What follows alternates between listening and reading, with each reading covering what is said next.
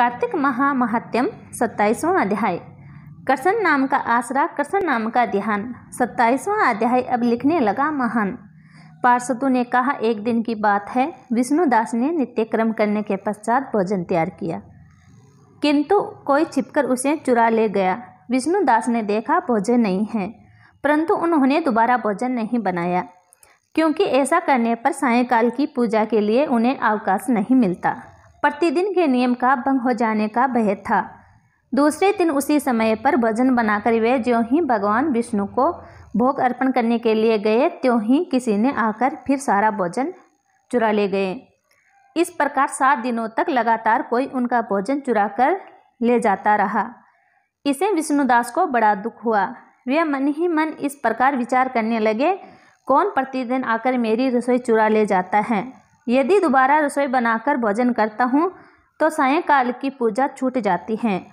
यदि रसोई बनाकर तुरंत ही भोजन कर लेना उचित हो तो मुझसे ऐसा नहीं होगा, क्योंकि भगवान विष्णु को सब कुछ अर्पण किए बिना कोई भी वैष्णव भोजन नहीं करता। आज उपवास करते मुझे 7 दिन हो गए। इस प्रकार मैं व्रत में कब तक स्थिर रह सकता हूँ। अच्छा, आज मैं रसोई की भली भांति रक्षा करूँगा। ऐसा निश्चय करके भोजन बनाने के पश्चात वे वहीं कहीं छिपकर खड़े हो गए। इतने में ही उन्हें एक चांडाल दिखाई दिया, जो रसोई का अन्न हरकर जाने के लिए तैयार खड़ा था। भूख के मारे उसका सारा शरीर दुर्बल हो गया था। मुख पर दीनता छा रही थी। शरीर में हाड़ और चाम के सिवा कुछ भी शेष नहीं बचा था। उसे देखकर श्रेष्ठ ब्राह्मण विष्णुदास का हृदय करुणा से भर आया। उन्होंने भोजन चुराने वाले चांडाल की ओर देखकर कहा, भैया जरा ठहरो ठहरो, क्यों रूखा सूखा खाते हो, ये घी तो ले लो। इस प्रकार कहते हुए विष्णुदास को आते देख वह चंडाल भय के मारे बड़े वेग से भागा और कुछ ही दूरी पर मूर्छित होकर गिर पड़ा। चांडाल को भयभीत और मूर्छित देखकर द्विज श्रेष्ठ विष्णुदास बड़े वेग से उसके समीप आए और दयावंश अपने वस्त्र के छोर से उसको हवा करने लगे। दंतर जब वह उठकर खड़ा हुआ तब विष्णुदास ने देखा वहाँ चांडाल नहीं है, बल्कि साक्षात नारायण ही शंख चक्र और गदा धारण किए सामने उपस्थित हैं। अपने प्रभु को प्रत्यक्ष देखकर विष्णुदास सात्विक भाव के वशीभूत हो गए। वे स्तुति और नमस्कार करने में भी समस्त न हो सके। तब भगवान ने सात्विक व्रत का पालन करने वाले अपने भक्त विष्णुदास को छाती से लगा लिया और उन्हें अपने जैसा रूप देकर वैकुंठ धाम को ले चले। उस समय यज्ञ में दीक्षित हुए राजा चोल ने देखा, विष्णुदास एक श्रेष्ठ विमान पर बैठकर भगवान विष्णु के समीप जा रहे हैं। विष्णुदास को वैकुंठ धाम में जाते देखा राजा ने शीघ्र ही अपने गुरु महर्षि मुंद्रल को बुलाया और इस प्रकार कहना आरंभ किया, जिसके साथ संप्रदा करके मैंने इस यज्ञ दान आदि का कर्म का अनुष्ठान किया है, वह ब्राह्मण आज भगवान विष्णु का रूप धरकर मुझसे पहले ही वैकुंठ धाम को जा रहा है। मैंने इस वैष्णव धाम में भली भांति दीक्षित होकर अग्नि में हवन किया और दान आदि के द्वारा ब्राह्मणों का मनोरथ पूर्ण किया।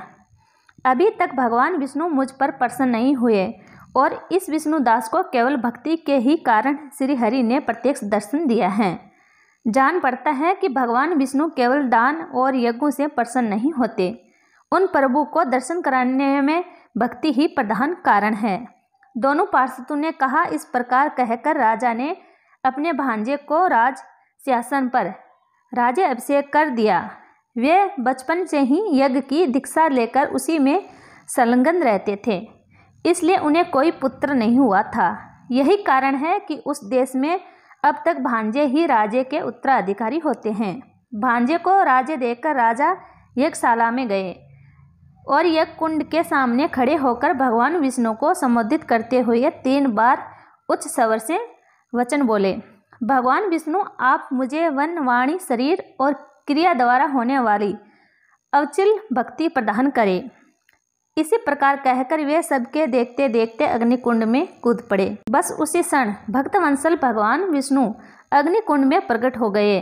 उन्होंने राजा को छाती से लगाकर एक श्रेष्ठ विमान में बिठाया और उन्हें अपने साथ लेकर वैकुंठ धाम को प्रस्थान किया। नारद जी बोले, हे राजन, जो विष्णुदास थे वे तो पुण्यशील नाम से प्रसिद्ध भगवान के पार्षद हुए, और जो राजा चोल थे उनका नाम सुशील हुआ। इन दोनों को अपने ही समान रूप देकर भगवान लक्ष्मीपति ने अपना द्वारपाल बना लिया। 27वां अध्याय समाप्त। अगर आपको मेरी ये कहानी अच्छी लगी है तो मेरे चैनल को सब्सक्राइब और वीडियो को लाइक और शेयर कीजिए। धन्यवाद। जय श्री हरि विष्णु। 28वां अध्याय अगले वीडियो में।